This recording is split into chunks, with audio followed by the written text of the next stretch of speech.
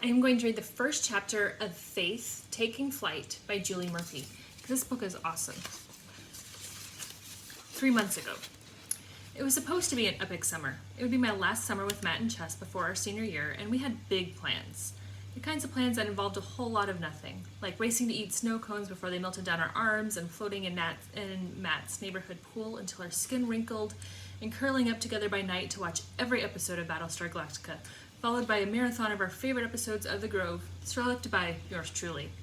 All of that changed the day that Matt and Chess showed up at my house during our first full week of summer break and broke the news that Matt would be spending most of the summer with his grandmother in Georgia. Not only that, but Chess would be joining him. I won't go if you don't want me to, Chess had said to me apologetically. But I couldn't blame her. Matt's grandma had a soft spot for Chess, who'd never even left the state of Minnesota. I was sad and felt left out, but I couldn't blame her. Matt felt bad too, but his grandmother's retirement community only allowed her to host 2 people at once. The first few weeks without them were fine. I'd fallen deep down the rabbit hole of Kingdom Keeper, a new multiplayer online role-playing game.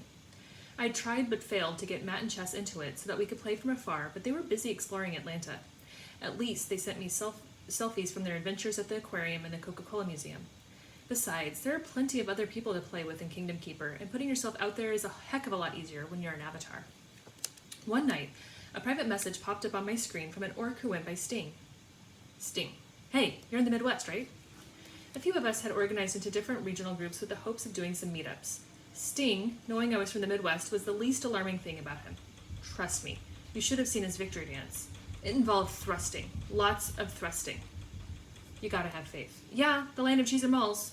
Faith. Cool, a bunch of us are meeting up at the Mall of America on Friday. You should go. I wish I'd taken the time to consider all of the reasons why meeting a stranger from the internet was a less than stellar idea, but I missed my best friends desperately. Besides, we were meeting at a mall. What could possibly go wrong? You gotta have faith. Count me in. Grandma Lou dropped me off since she needed the car, and I headed straight to Nickelodeon Universe, where I was supposed to meet the whole group. Sting said he expected at least 15 or 20 people. I loved Matt and Chess, but the idea that I could make my own friends separate from them excited me in a way that now riddles me with guilt. What if I just stayed home? But I was so lonely without them. There was only one meeting waiting for me that day. Sting. A white guy with musk brown hair and square jaw, jeans, a black t-shirt, and a black baseball cap. He was definitely too old to be in high school, but I could imagine him in college. Well, maybe grad school. You gotta have faith? He asked, a charming smile playing on his lips. I thought it might be only me.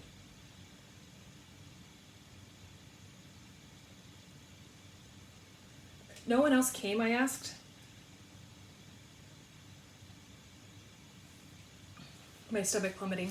I was basically 1 second away from starring in an episode of To Catch a Predator. He smirked, appearing suddenly boyish. Just me and you. I guess it's what I get for trying to make new friends. I could kick myself for how gullible I was, but that little response set me at ease. I know the feeling. Extending my hand, I added, You can call me Faith. He chuckled. Pleased to meet your acquaintance, Faith. It's Sting, from Kingdom Keeper. You can call me Peter. Peter and I spent the whole day together, riding roller coasters, eating pretzels, and playing with all the different gadgets and the types of stores people rush to for Father's Day. At the end of the day, when it was nearly time for Grandma Lou to pick me up, Peter and I took one last turn at the pretzel place. I think you might be special, Faith, he said. Have you ever felt like you were special? I snorted. Definitely not. He shook his head, and I could swear he blushed a little. No, I mean, don't you ever wonder if your whole life is a TV show and you're the star? I gulped down my orange soda, not sure how to respond, because, yes, of course, I'd had that very same thought, but how could I even admit to that? I'd sound nuts. Plus, this was quite possibly the cutest guy who'd ever given me the time of day, but there he was, putting himself out there. It only felt fair to do the same. I know exactly what you mean. Do you want to hear something really weird, though? He tore off a piece of the cinnamon sugar pretzel we were sharing. Oh yeah, lay it on me. I'm the king of weird. So, my parents died when I was a kid, both of them. In the same car accident. Oh, Faith. It's okay. That's not what this is about. Well, it is, kind of. Anyway, sometimes I wonder if them dying was part of some bigger thing. Every superhero and character I've ever loved had had to go through some awful thing to achieve greatness. What if that was my awful thing? I sighed, feeling guilty about how self-centered I knew I sounded. My parents didn't live and die just so I could be a superhero or something ridiculous like that. Some days, I say, that was the only way I could get past it all, pretending that their death was part of some bigger picture. But it wasn't. They're just dead. Gone. Forever. No higher faith. He looked straight at me, unflinching. In a matter of moments, he'd become someone or something else completely. There was nothing boyish about him anymore. What if I told you there was a way to find out? A way to get the answer to every question you'd ever asked? Maybe your parents' death was for a higher purpose. But how could... There's only one way to find out. I've been through some stuff, Faith, okay? I'm not perfect. He zoned out for a second, concentrating on his hands before shaking his head. Hell, I don't even know that I'm good, but sometimes the only way I can cope with it all is to know that everything I've done and everything that's happened to me has brought me to this point. He shook his head, and for the first time I felt like maybe I was getting a glimpse of the real Peter, and not the guy who was trying to be on his best behavior or feeding me some line I'd want to hear. After a moment, Peter looked me right in the eye. I know I haven't given you a lot of reasons to trust me. As far as you know, I'm just some rando from the internet, but Faith, I need you to know that I've felt lost like you do, and sometimes I still feel lost. What I'm offering isn't a magic pill, but I think there's something special about you, and I think you might have the kind of potential you can't even begin to imagine. I felt like he was dancing around the real question here. I don't quite understand what it is exactly that you're saying. He must have seen the skepticism on my face because he added, Your parents were great people, Faith. I believe that every morning in our lives serves a purpose, and maybe everything in your life has led you here to this moment. I don't know for sure, but I bet Jack and Caroline would agree. How do you... We know everything about you, Faith. We've chosen you for a reason, he said with absolute certainty. Part of me was unnerved by him knowing my parents' names, and the other part of me just wanted to know how.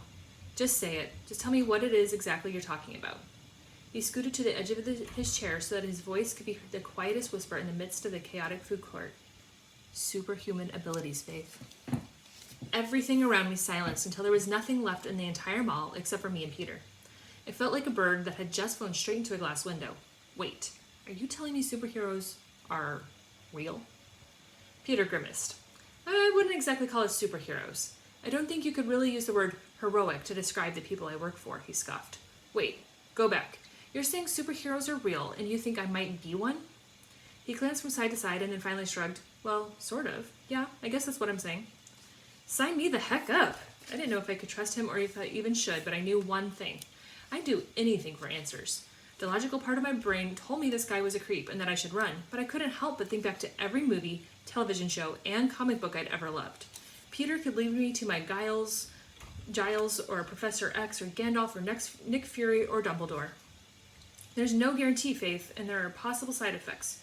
You'd also have to find a way to leave home for the rest of the summer, but we've got a solid cover for you. We do think you have the potential to be someone very special. We think you could be a Psyot. A Psyot? I asked. What even is that? Psyots are people gifted with superhuman abilities. We think your abilities are dormant inside of you, potential waiting to be unlocked, and my organization has the keys. Just freaking say superheroes! Despite his aversion to the superhero label, the flashing neon sign in my head read, Superhero! You, Faith Herbert, could be a superhero. Grandma Lou says I believe in too many things, but I can't help but think life is a little bit more fun that way. And if superheroes were real, then maybe my whole life had prepared me for this moment. Maybe the massive collection of comics my parents left behind was more than a reminder of what was. Maybe those comics, some of my most prized possessions, were meant to be the ultimate guidebook. Peter sent me home with everything I would need. Permission slips, camp brochures, and emergency contact information to Grandma Lou. I'd only be gone for a few weeks, and he swore I'd be perfectly safe. He'd gone through the same program, he said, and look at him. He was fine. Normal, even. So this is basically like superhero camp? I asked. Sort of. Fewer canoes. Definitely no campfire songs.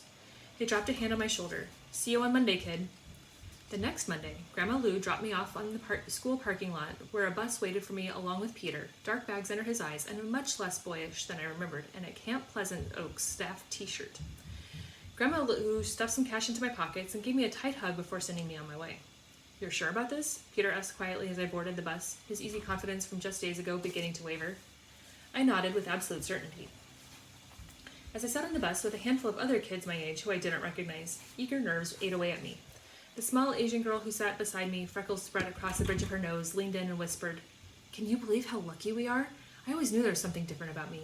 My name is Lucia, by the way. I smiled, too nervous to remember my own name, let alone introduce myself. After hours on the bus, we drove into the heart of Chicago.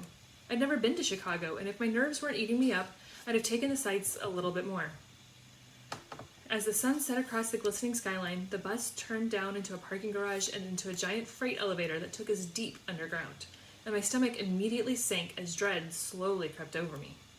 This wasn't the camp of burgeoning superheroes I'd expected. As we plummeted down, a few kids around me screamed, and beside me, Lucia began to cry. Whatever we'd each been sold, this wasn't it. When the elevator finally stopped and the door to the bus opened, a tall, blonde white guy who looked like an evil Ken doll on steroids trotted up the steps. "Everybody off the bus," he barked. "Line up in single file. Welcome to the Harbinger Foundation." Peter sneered at the man. "Better keep a lid on all that charisma. The new recruits might actually start to like you, Edward." Outside the bus, Peter leaned against a headlight while the evil Ken doll Edward paced back and forth. "You're here thanks to the goodwill of Toyo Harada. Follow me to your rooms where you'll find your uniforms. Please leave your personal belongings here to be collected and tagged," said Edward. I had hoped that this could still be a good thing. Maybe these people were just really serious about what they were doing, and shouldn't they be? Edward led us down a long cement corridor, through a room that required his thumbprint to open, and into a hallway of rooms made entirely of glass, leaving very little privacy, with Peter on our heels. One by one, we were assigned rooms with a bed, sink, and toilet behind the small partition. "Faith Herbert," Edward called. "Until further notice, you'll be referred to as the number embroidered on your uniform." I walked into my room and the glass door slid shut behind me. I pressed my palms against the glass, trying to push it back out, but I was locked in. As Peter walked past me, he kept his gaze focused on the ground. "Peter," I said, but he didn't look up. "Peter, I need to talk to you." I knocked on the glass, trying to get his attention, but he was gone and the group was on to the next room. I told myself that the rooms were soundproof and he probably didn't hear me, but I had a feeling that wasn't true. Waiting for me on my bed was a pair of white pants and a white shirt with a 6973 stitched to the front.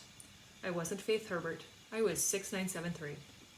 I created a million different reasons for why anyone would treat us all like this, but every show, movie, and comic I'd ever read told me everything I needed to know. I'd been assigned a number. I'd been labeled. I was an experiment.